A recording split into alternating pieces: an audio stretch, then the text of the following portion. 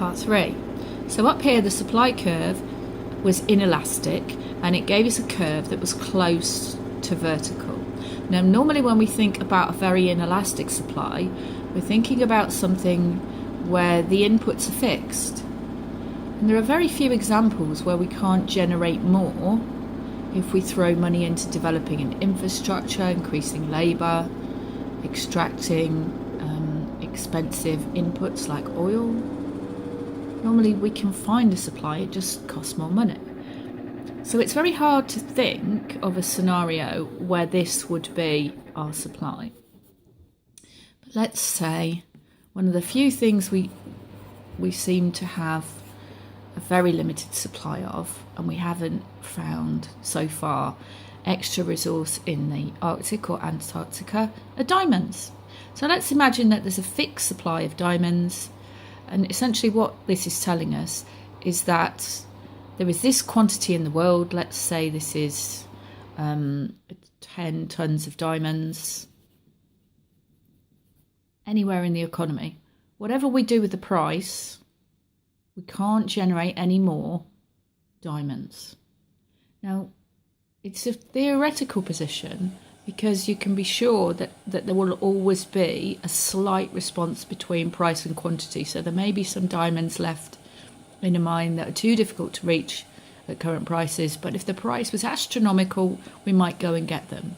But theoretically, this is telling us that whatever happens to the price, there's a maximum level of diamonds. So when we think about this, we say it's inelastic.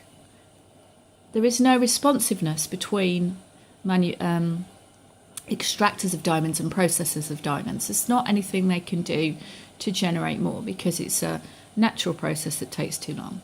So now let's turn to the other confusing supply curve, which is a horizontal one.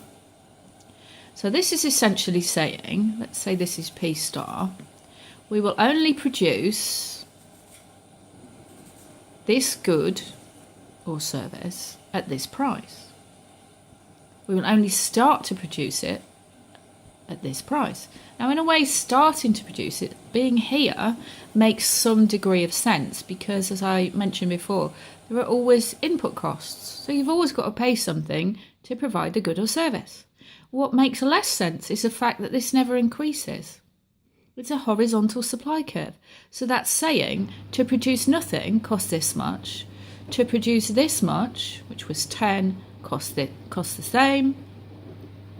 To produce over here, 20, costs the same, so we're not going to put the price up. And again, theoretically, this makes no sense whatsoever. So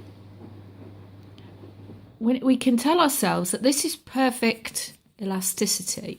It tells us that supply is infinitely responsive at this price, and only at this price. If we go higher, well, it's unnecessary because we're producing